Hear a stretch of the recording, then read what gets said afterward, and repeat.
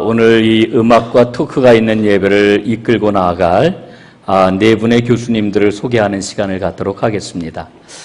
참 모시기가 굉장히 어려운 그런 분들인데 오늘 함께 시간을 내주셔서 아주 너무나 감사하게 생각을 합니다.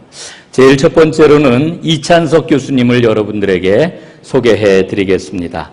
이찬석 교수님은 뜨루대학에서 PhD를 마치시고 지금은 협성대학교 신학과 조직신학 교수로 수고하고 계십니다. 큰 박수로 환영해 주시길 바랍니다. 자, 교수님 올라오시죠. 두 번째로는 양재훈 목사님을 소개를 하겠습니다. 양재훈 교수님, 키도 훤칠하시고 아주 웃는 인상이 너무나 좋으신 그러한 그 교수님이신데 양재훈 교수님은 영국 셰필드 대학에서 PhD를 마치셨고요. 지금 협성대학교 신학과에서 신약학을 가르치고 계십니다. 우리 양 교수님도 큰 박수로 환영을 해 주시길 바랍니다. 이제 세 번째로 소개할 그런 그 교수님은 이제 음악가 교수님이십니다. 이지영 교수님. 제가 처음에 뵀을 때는 키가 저하고 비슷하겠거니 생각을 했는데 오늘 제가 뵈니까 아주 굉장히 키가 그냥 훤칠하고 제가 옆에 감히 가지를 못하겠더라고요. 우리 이지영 교수님은 미국 볼티모어에 있는 피바디 음악학교에서 공부를 하셨습니다. 지금 협성대학교 관현악과에서 플룻을 지금 가르치고 계십니다. 큰 박수로 환영을 해주시길 바랍니다. 네, 고맙습니다. 올라오시길 바랍니다. 자, 이제 네 번째로 여러분들에게 소개해드릴 그런 그 교수님은 이활 교수님이십니다. 이활 교수님은 아주 그냥 예술성이 너무나 뛰어난 그런 그 분이라는 걸 처음 뵙기만 해도 알 수가 있는데 우리 이활 교수님은 독일에 있는 퀼른 대학에서 공부를 하셨습니다. 협성대학교 관현악과 바이올린을 가르치고 계십니다. 큰 박수로 환영해 주시기를 바라겠습니다.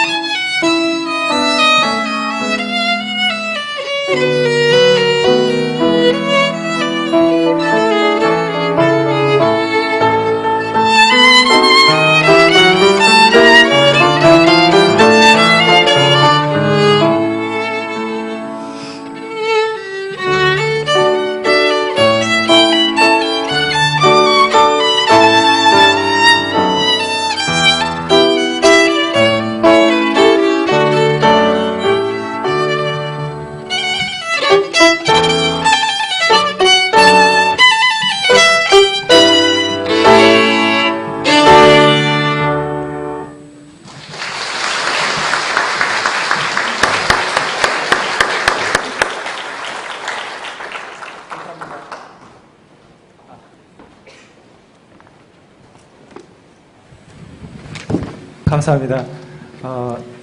이활 교수님, 지금 모차르트의 미니어트를 연주해 주셨습니다.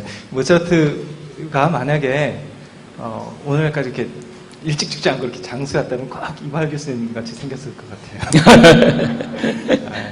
같아요. 오늘 모차르트와 칼바르트를 통해서 우리 함께 주님의 말씀을 좀 생각해보는 예배 시간을 갖도록 하겠습니다.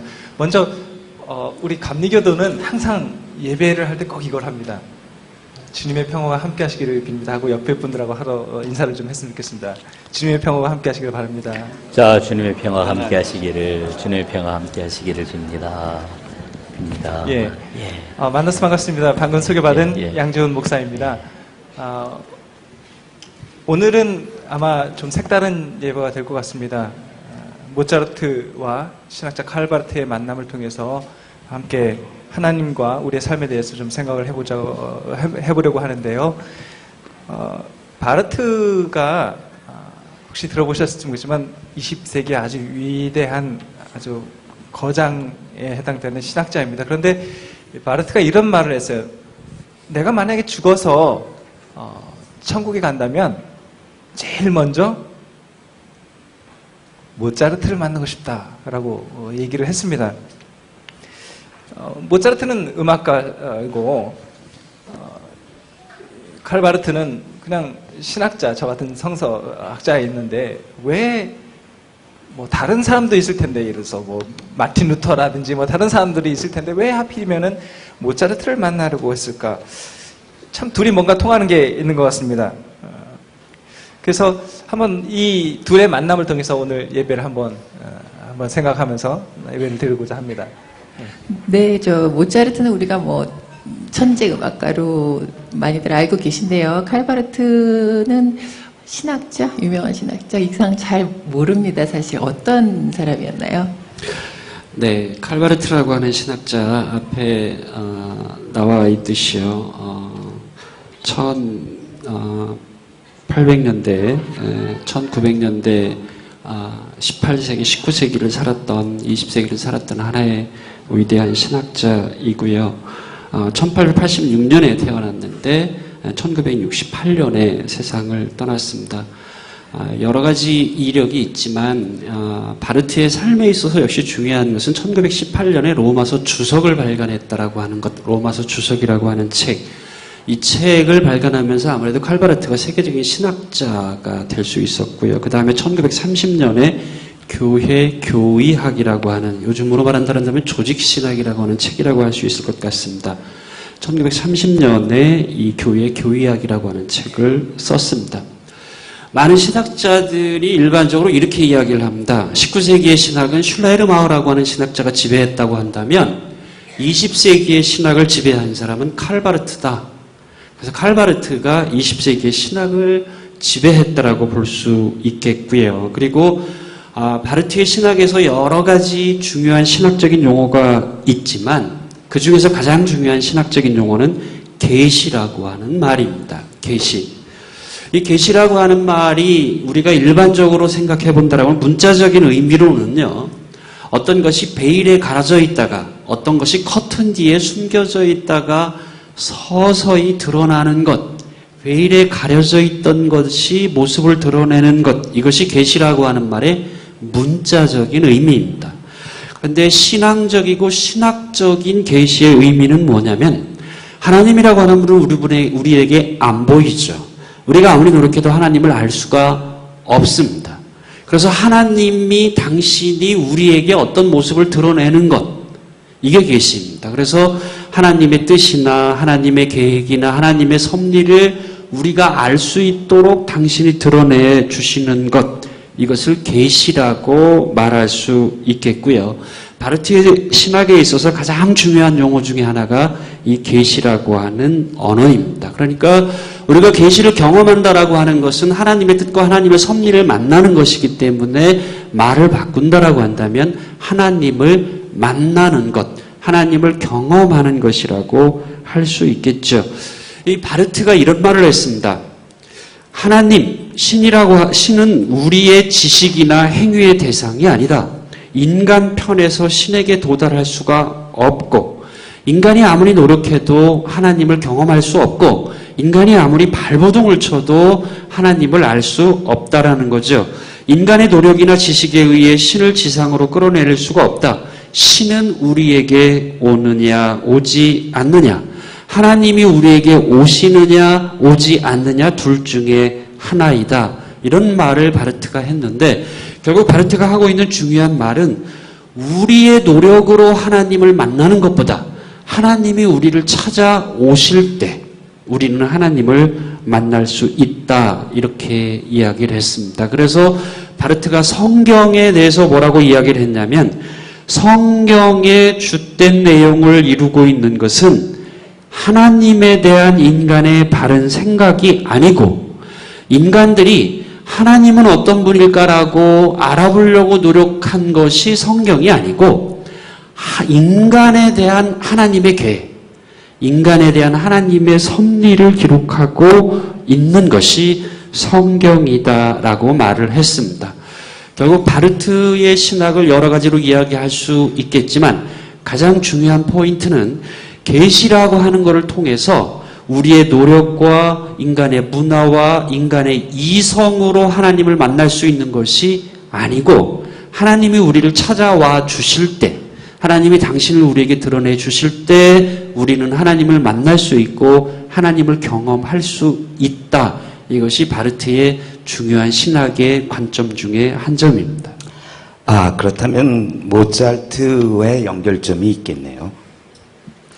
네, 그러면 모차르트와 바르트를 어떻게 좀 연결시킬 수 있을까요? 우선 모차르트에 대해서 잠깐 설명해야 되겠죠. 모차르트는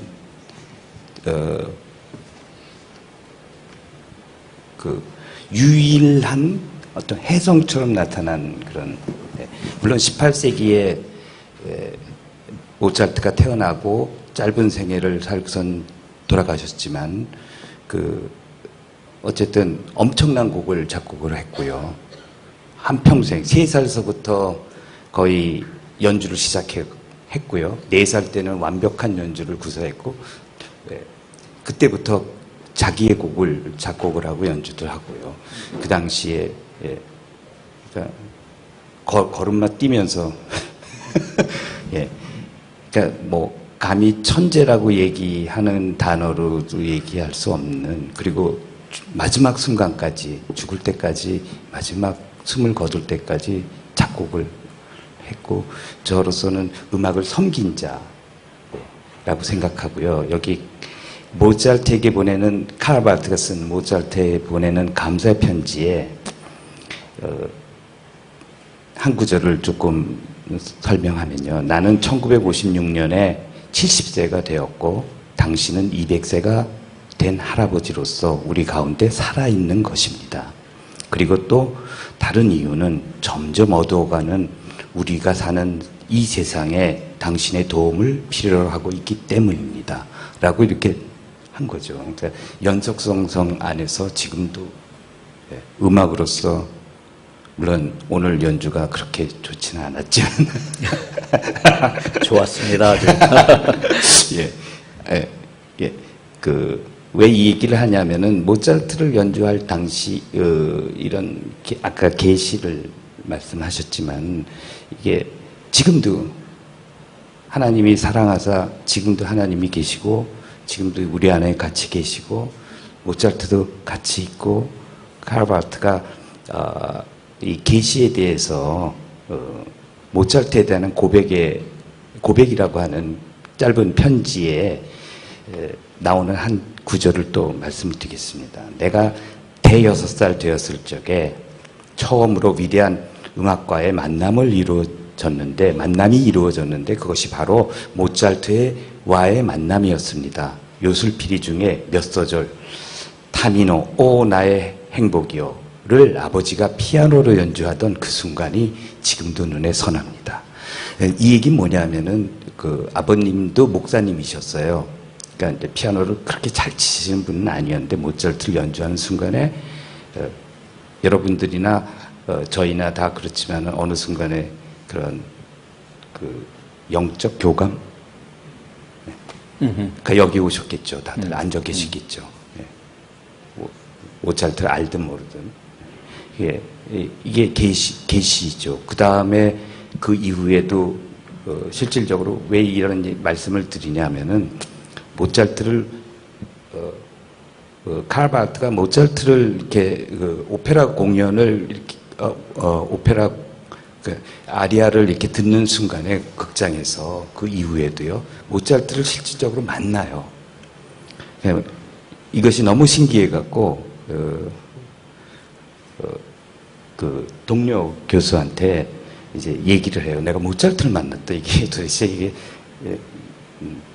그런 것들도 있었고 뭐 그래서 제가 연주했을 적에 여러분들이 모차르트를 만나야 되는데 제가 그런 점에서 모차르트를 제일 잘 못했다는 목적은 음악을 만날 적에 모차르트를 여러분들이 만나고 마음속으로 만나고 즐기시고 행복하게 느끼셨어야 되는 거죠. 이지혁 교수님은 어떻게 모차르트와 바르트의 만남은 어떻게 네, 보세요? 지금 뭐 바르트에 대해서 이찬석 교수님 말씀해 주셨듯이 계시 말씀하셨고요. 그게 만남으로 이어지고요.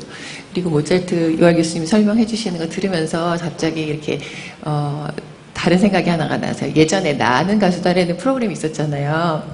그 프로그램이 그 특성이 그 자리에 앉아 있는 청중들을 대상으로 노래를 하면 가수가 그 중에서 가장 감동을 많이 받은 가수한테 투표를 해서 순위를 매기고 이제 이런 프로그램이어서 인기가 많았죠.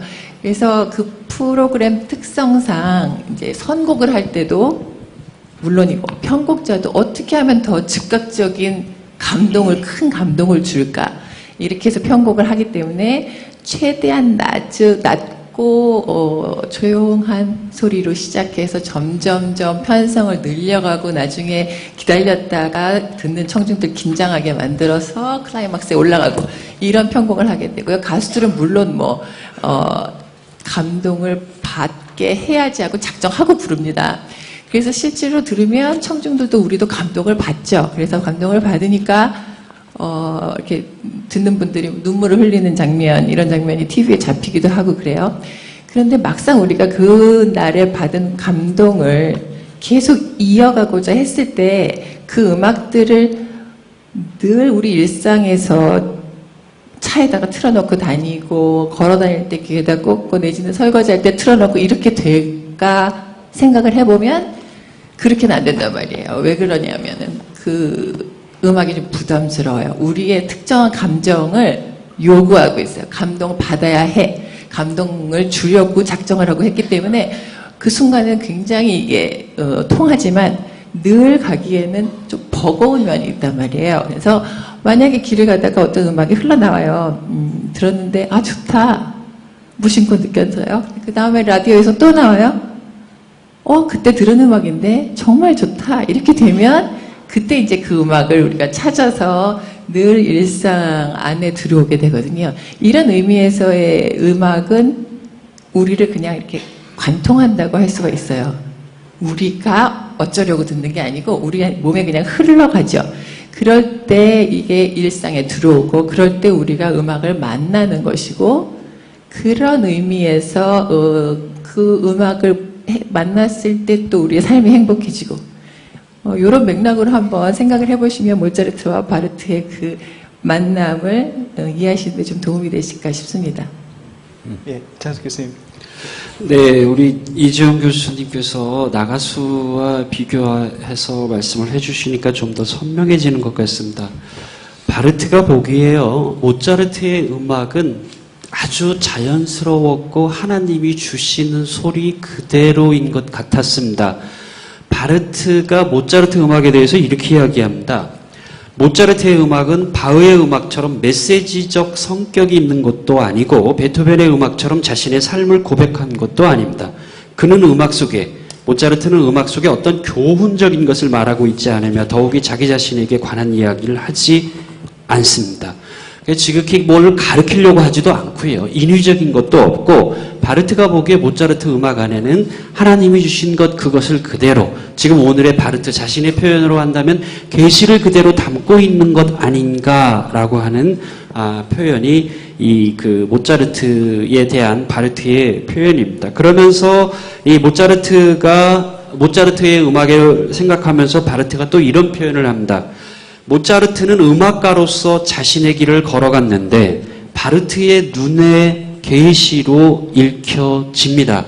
그래서 바르트 왈 뭐라고 말하냐면 본인은 바르트 자기 자신은 특별히 예술적인 소질을 타고난 것도 아니고 소질을 연마한 적도 없다.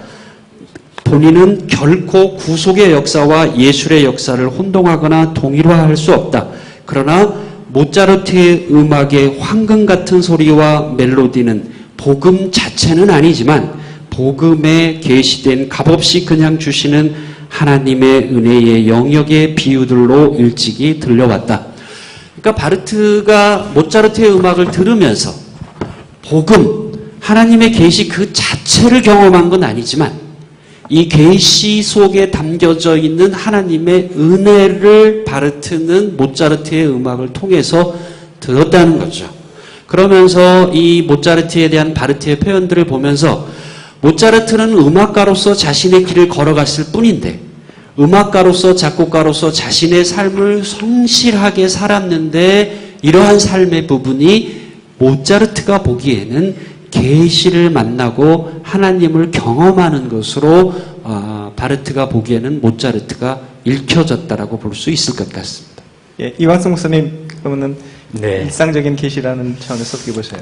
굉장히 하여간 신학자님들하고 저 음악 전문가들이 얘기를 하시니까 제가 이야기를 끼어들을 수 있을까 이런 생각이 들기는 하는데, 이제 오늘 음악을 한 곡을 듣고 또 여러분들이 이야기하시는 것을 들으면서 마음에 좀 그런 깨달음이 옵니다.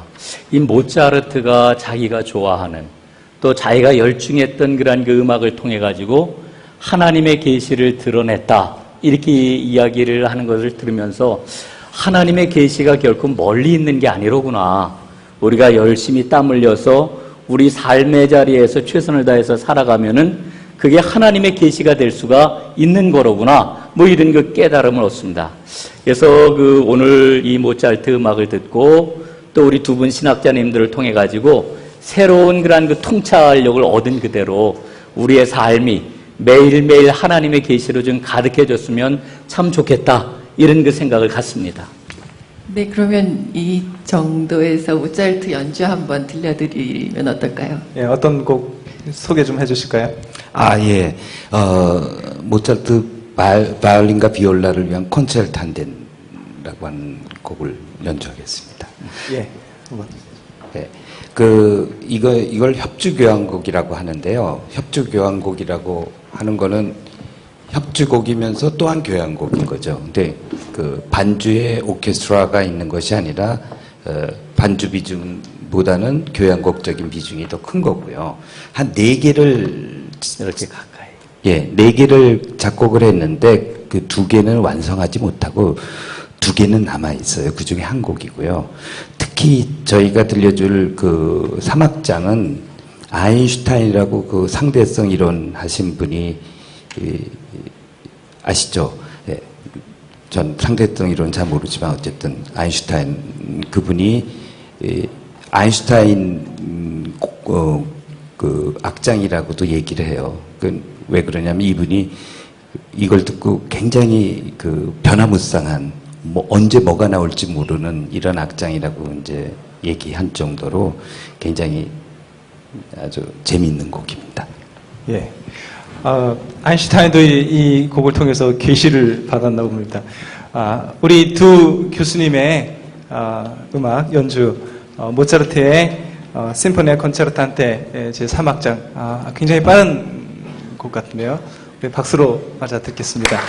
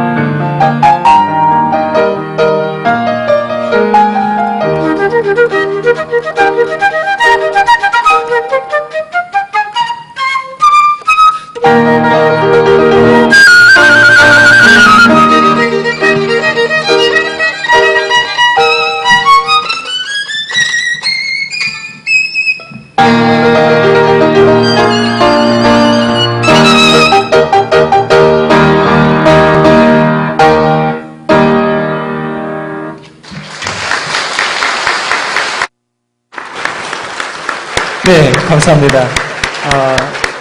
꼭 그 하나님과 성부와 성자와 성령 세 분이서 피아노와 바이올린과 플루스로 번갈아 가면서 계시를 내려주는 것 같습니다.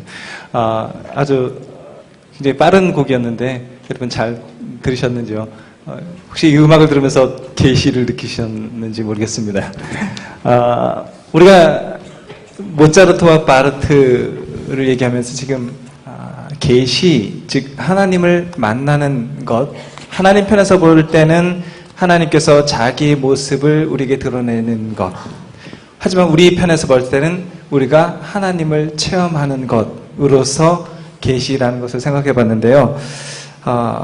우리가 이렇게 하나님이 자신을 드러내시는 것, 우리가 또 그것을 체험하는 것, 이런 일이 일어날 때 우리의 삶은 또 어떤 모습을 보이는지 한번 얘기를 했으면 좋겠습니다. 네, 바르트와 모차르트를 보면서 우리가 하나님을 경험했을 때, 계시를 만났을 때 우리는 어떤 모습일까? 진정한 자유인이 우리에게 주어지고 우리가 진정한 자유를 누릴 수 있겠다. 바르트에게서 그런 생각을 가져보게 됩니다. 그렇다면 진정한 자유는 무엇일까? 바르트에 따르면 정말 참다운 자유는 무엇로부터의 자유가 아니고 무엇 안에서의 자유, 무엇과 더불어의 자유라고 바르트의 자유를 이야기할 수 있을 것 같습니다. 이 바르트가 자신의 신론 하나님에 대해서 이야기할 때 바르트는 뭐라고 이야기를 하나님을 간단하게 어떻게 정의하느냐면요. 자유 안에서 사랑하시는 분이다. 이렇게 바르트는 하나님을 정의합니다. 자유라는 반대말은 필연입니다.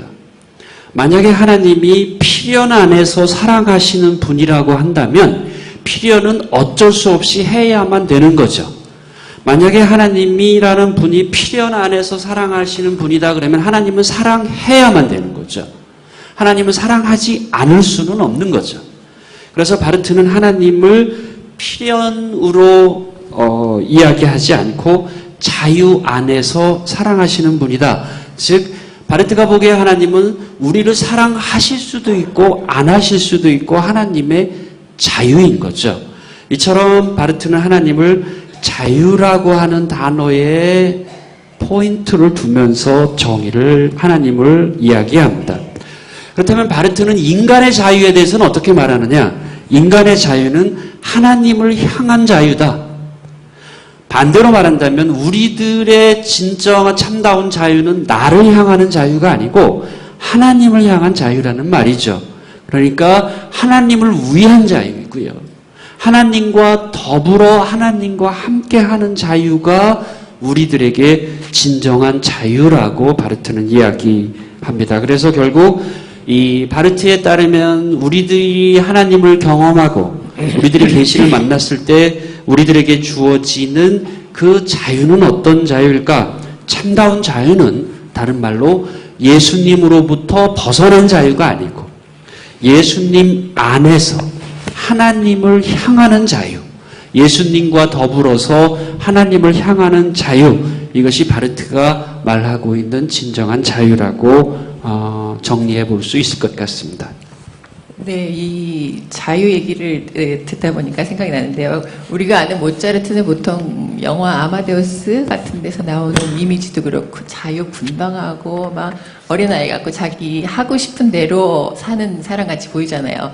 그런데 어떤 일이 있냐면요. 피아노 곡 중에서 미뉴엣이 있어요. 아주 한 1분 40 몇 초 정도밖에 안 되는 짧은 곡들을 모차르트가 작곡한 게 있는데 이게 왜 화제가 되냐면 이 작곡을 주사위를 던져가지고 한 거예요. 그러니까 본인은 그냥 놀았어요, 거의.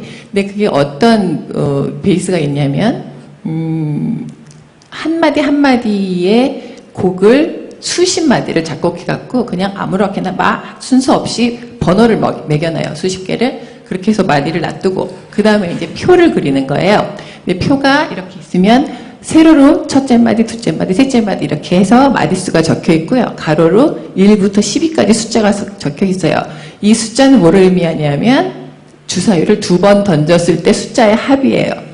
그러면 이제 세로 가로에서 거기 가운데 어마어마한 칸이 생길 거 아니에요. 그 칸에다가 아까 그 작곡해 놓은 마디의 번호들을 마구 적어 놓는 거죠.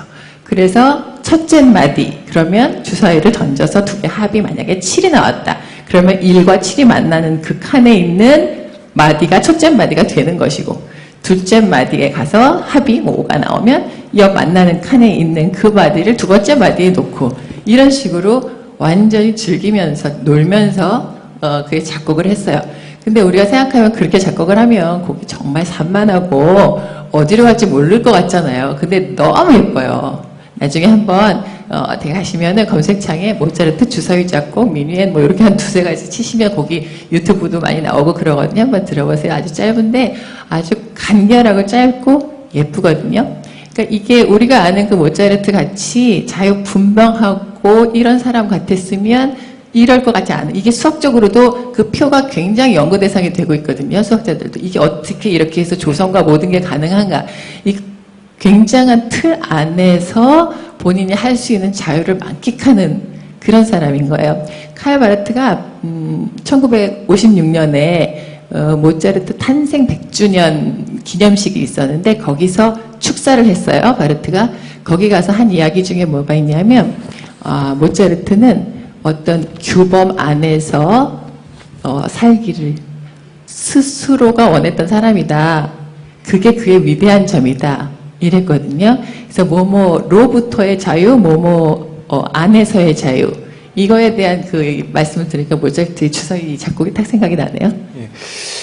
지금 아마데우스 영화 얘기를 하셨는데 저도 그 영화를 본 기억이 있습니다. 거기 보면은 이제 두 인물이 크게 나오죠. 하나는 모차르트고 또 하나는 이 살리에르라고 하는 아주 유명한 또 작곡가였습니다. 어떻게 보면 권력 서열로 보면은 모차르트는 저 밑에 있는 사람이고 당시에 살리에르는 굉장히 높은 오늘날로 하면 어떤 급의 뭐 국립국악원장 네, 굉장히 오페라 높은 단장 뭐 이런 거. 예, 장관급에 해당하는.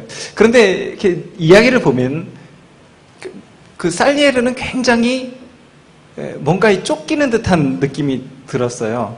그러니까 그 사람의 음악도 훌륭하지만 굉장히 시기하고 모차르트에 대해서 어떤 강박관념을 갖고 있고 그래서 영화를 보면 나중에 이제 뭐 정신병에 들 정도로 왜 그랬을까라는 것을 제가 지금 말씀 듣고 생각해 보니까 모차르트는 그 영화에서 막 마음껏 막 까불고 방종하는 것 같지만 사실 그것이 방종이 아니라 어떤 계시 안에서의 어떤 자유 그것을 만끽하는 거였는데 똑같이 하나님이 두 사람에게 위대한 재능을 주셨는데 살리에르는 그것을 자유를 누리기보다는 그걸 갖고 거기에 얽매여서 그것으로부터의 자유 뭔가 얽매여 있는 그런 그 굉장히 강박관념을 느꼈던 것 같습니다. 하지만 모차르트는 그의 음악을 통해서 그 안에서 그냥 즐기면서 그 안에서 자유를 누리는 이 큰 차이가 있지 않나 싶습니다. 목사님은 어떻게 느끼시나요? 예, 오늘 주제가 굉장히 좀 어렵잖아요. 계시라고 하는 그런 주제, 또 자유라고 하는 그런 그 주제, 굉장히 지금 제가 어렵게 이렇게 듣고 있습니다. 그런데 이제 제가 이렇게 생각이 되는 거는, 저도 이제 그 모차르트 그러면은 뭐가 제일 많이 생각나느냐 하면은 그 영화 아마데우스 생각이 많이 나거든요. 그때의 그런 그 모습이 기행적일 정도로 아주 굉장히 자유분방한 그런 그 모습을 이제 떠올리게 되는데 오늘 이제 말씀들을 듣고 보니까 사실은 그게 하나님이 주시는 계시 안에서 누리는 자유를 만끽하는 그런 그 모습이라고 하는 이런 그 깨달음이 좀 와지네요. 그러면서 이제 저는 어떤 생각이 드느냐 하면은 하나님을 만난 사람들에게는 누구나 다 그런 자유가 주어지는 거로구나. 그래서 우리의 생활 속에서 그런 자유를 드러내면서 살아간다라고 하면은 뭐 모차르트 못지않은 그런 멋진 삶을 살 수 있는 게 아닐까? 뭐 이런 그 생각을 한번 가져봅니다. 저도 이런 생각을 한번 가지니까 이 자리에 계신 우리 성도님들도 야 모차르트가 누렸던 그런 그 자유를 나도 계시 안에서 누린다라고 하면은 모차르트 저리 가라 하는 그런 그 삶을 살 수 있다 이런 자신감을 우리도 한번 가지면 좋을 것 같습니다. 예. 예. 이 시점에서 한번 모차르트의 음악을 한번 들어봤으면 좋겠는데요. 이번에는 굉장히 자유스러운 방종하는 것 같지만 절대로 방종하지 않고 딱 정형화된 하지만 그 안에서도 자유를 누릴 수 있는 그런 느낌을 주는 음악을 좀 들었으면 좋겠습니다. 네, 이번에 그 연주해드릴 곡은 모차르트의 플룻 소나타인데요. 이게 원래는 플룻 4중주로 작곡이 된 곡이에요. 플룻, 바이올린, 비올라, 첼로 이렇게 해서 4중주 편성으로 한 3곡을 작곡했는데 모차르트가 이 곡들이 다 플룻의 멜로디가 다 있고 바이올린, 비올라, 첼로는 딴딴딴 은따 이것만 하게끔 작곡이 돼 있어요. 그래서 이게 이제 다른 오늘 같은 이런 자리에서 이렇게 연주하기 편하게 그 세 악기를 파트를 피아노로 편곡을 해 놓은 겁니다. 플룻 파트는 똑같고요. 21살이었던 1777년에 작곡한 곡이고요. 이 멜로디가 너무 좋아서 베토벤이 멜로디 가져다가 클라리넷이랑 바순을 위해서 이중주곡을 쓰기도 했던 그런 곡입니다. D 메이저 소나타의 1악장 알렉으로 연주하겠습니다. 예, 우리 큰 박수로 환영해 듣겠습니다.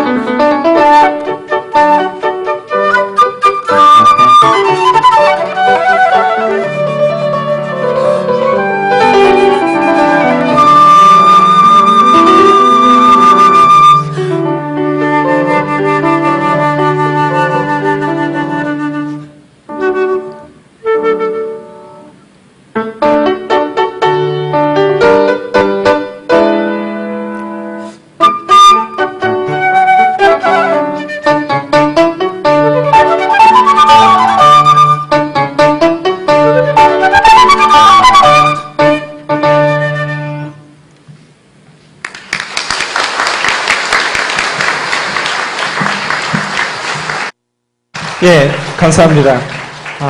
이 음악 혹시 들어보신 적 있으신가요? 저희 거기서 예 소리가 난 것 같아요. 굉장히 유명한 곡이고요. 참 아름다운 곡이었습니다. 우리 이지영 교수님 수고해 주셨습니다. 감사합니다. 우리가 이 모차르트와 칼바르트를 이야기하면서 계시, 즉 하나님을 만나는 것, 그리고 자유, 우리가 하나님을 만났을 때 그 안에서 자유를 누리는 것에 대해서 생각해 보았습니다. 바울이 얘기한 것을 인용하자면 율법 안에서 얽매여서 사는 그것이 아니라 그리스도 예수의 은혜 안에서 그 은혜의 법 아래서 그 누리며 자유하는 그 삶. 혹시 여러분 하나님을 만나셨나요? 하나님을 혹시 만나지 못하신 분이 있으면 꼭 만나셨으면 좋겠고요. 만나셨다면 그분의 은혜 안에서 큰 자유를 누리셨으면 참 좋겠습니다. 자유를 누리면은 어떻게 될까요? 그 문제를 또 한번 이야기를 해봤으면 좋겠습니다. 우리가 자유를 누리면 어떻게 될까요? 예. 자유를 누려야지만 되는 것들에 대해서 조금 제가 본헤퍼의 말을 조금 해도 되겠죠. 예, 본헤퍼도 칼바르트 시대에 살았던 사람인데요. 굉장한 유명한 신학자죠. 예. 본헤퍼의 말 중에서 요약을 해서 조금 전해드리겠습니다. 우리는 다른 사람과의 관계에 대해 너무 쉽게 생각하는 경향이 있습니다. 우리가 누군가에 대해 나쁜 생각만 품지 않는다면 이미 용서한 것이나 다름없다고 여기며 무감합니다. 그러면서 그 사람에 대해 좋은 생각을 품지 않는다는 사실에 대하여 전혀 개의치 않습니다. 그러나 용서한다는 것은 그 사람에 대해 순전히 좋은 생각만 품며 있는 힘을 다해 그를 참고 감당해 주는 것입니다. 우리는 바로 이 부분에서 진정으로 용서하기보다는 적당히 우회해 버리기를 잘합니다. 그러나 용서란 참고 감당해 주는 것입니다. 더 나아가 우리를 거스리며 대적하는 부분까지 포함한 모든 것을 끝까지 포기하거나 외면하지 않고 잠잠히 참고 감당하며 사랑하는 것입니다. 용서는 시작도 끝도 없이 매일 끊이지 않고 일어나는 것입니다. 용서는 하나님께로부터 오는 것이기 때문입니다. 또한 용서는 더불어 살아가는 삶에서 이웃과의 모든 부자연스러운 관계를 자유롭게 하는 원동력입니다. 우리는 용서함으로써 자기 자신으로부터 자유로워지며 용서함으로부터 자기 자신의 권리를 포기하고 오직 다른 사람을 돕고 섬길 수 있기 때문입니다. 제가 보기에는 이 모차르트의 자유함은 용서의 바탕을 뒀고, 그리고 그럼으로써 아까 말씀하신 살리에리는 자기를 섬긴 거죠. 네. 그러나 모차르트는 음악만을 섬겼어요. 하나님이 그에게 내려주신 음악만을 섬겨갖고 그래서 그는 자유로울 수 있고 하나님의 사랑을 얘기할 수 있었고, 그렇기 때문에 그의 하나님의 사랑, 선하신 하나님의 사랑을 노래할 수 있었기 때문에 그거 자체죠. 그래서 그의 음악은 즐거우나 슬프나 우리의 감정을 넘어서는 환희? 예. 베토벤의 나인 심포니 환희도 사실은 모차르트의 한 음악을 따온 거거든요. 예. 그래서 결국은 그의 삶은 그냥 사람들이 보기에는 무절제하고 아무렇게 사는 것 같지만 그는 그 하나님의 계시에 의한 그런 음악 안에서의 천국의 삶을 누리고 미친 듯이 살았던 사람인 것 같아요. 제정신으로 안 살았던 사람인 것 같아요. 네, 이찬석 교수님. 네, 하나님을 만나고 경험하고 그리고 우리가 진정한 자유인이 됐을 때 우리에게는 여유가 있는 것 같습니다. 그래서 다른 사람을 포용할 수도 있고요. 수용할 수도 있고요.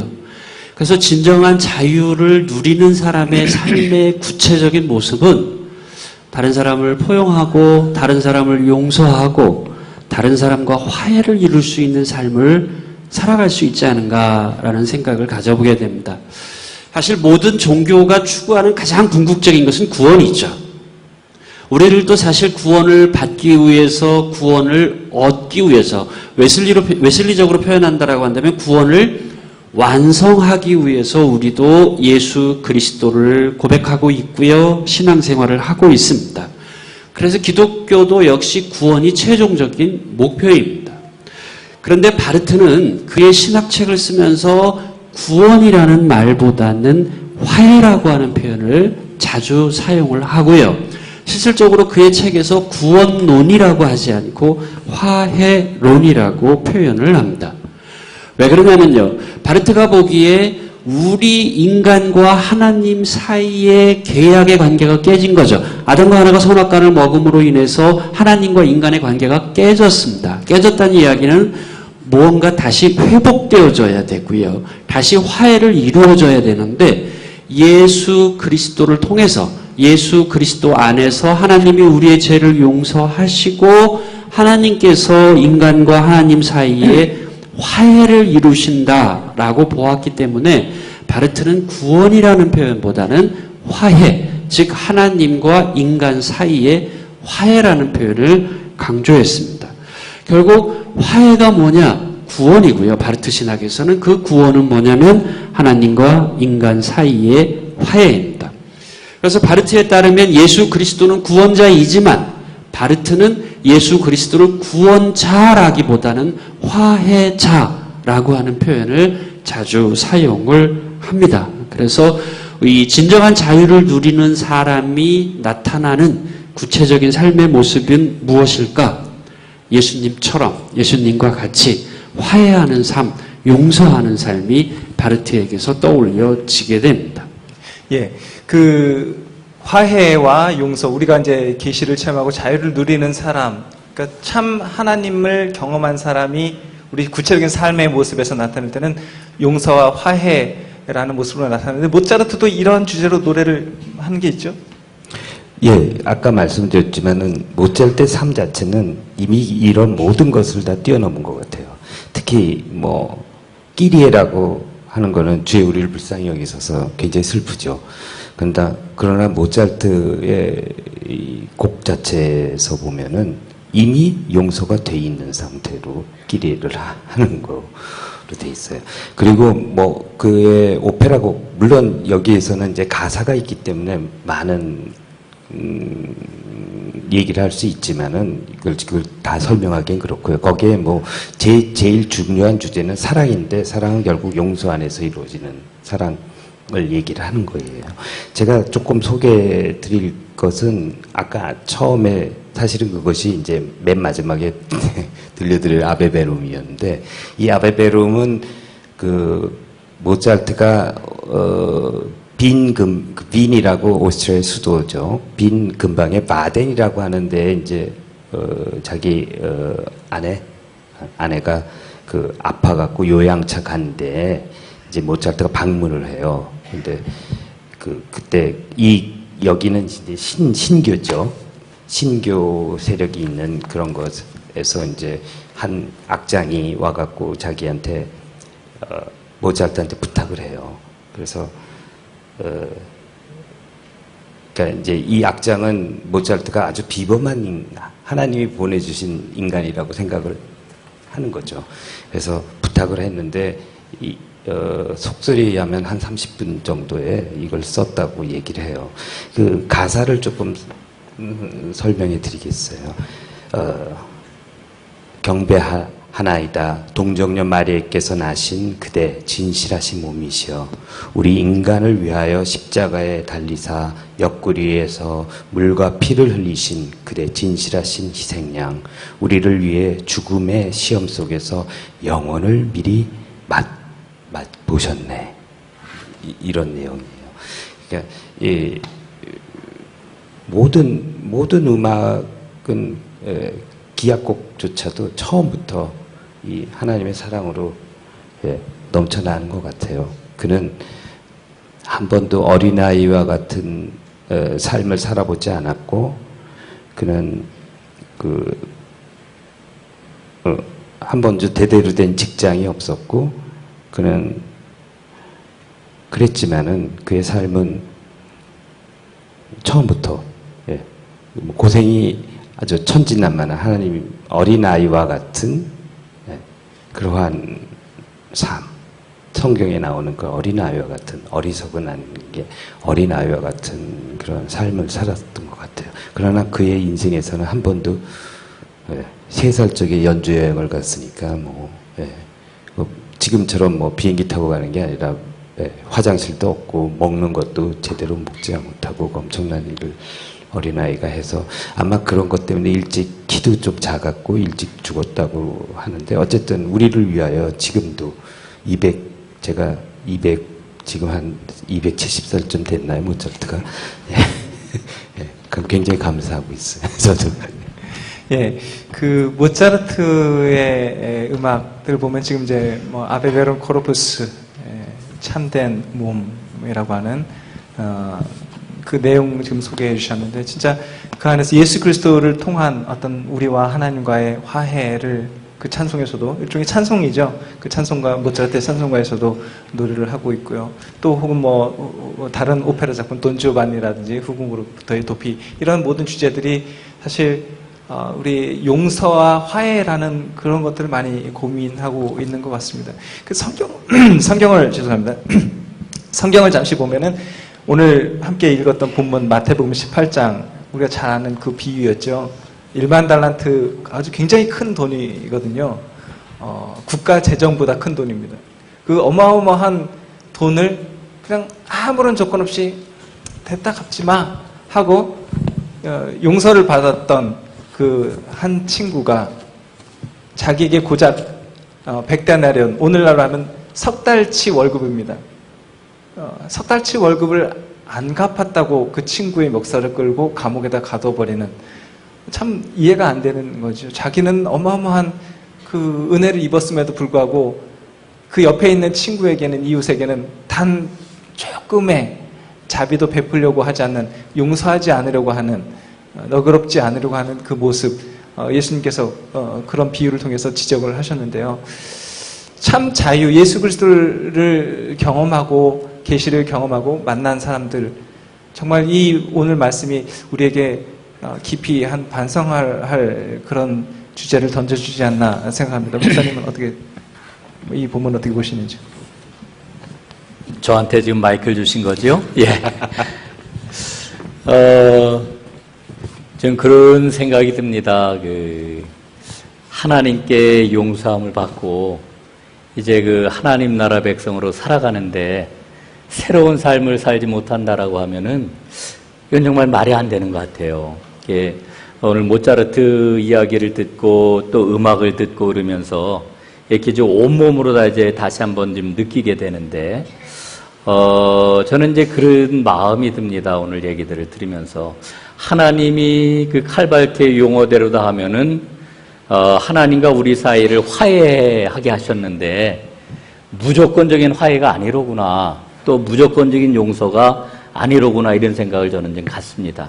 왜냐하면은, 옛날에는 우리 하나님께서 우리에게 무조건적인 용서를 베푸시고 무조건적인 화해를 해주셨다 이렇게 생각을 했는데 믿음 생활을 점점 하면 할수록 하나님이 거짓말하셨다. 예? 저는 그런 생각이 들어요. 왜냐하면은 하나님이 무조건적인 용서를 베푸신 게 아니고 조건을 달아서 용서를 해주셨다.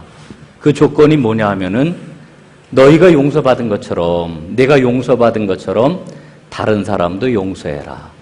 나하고 화해를 한 것처럼 너도 다른 사람하고 화해를 하면서 살아라.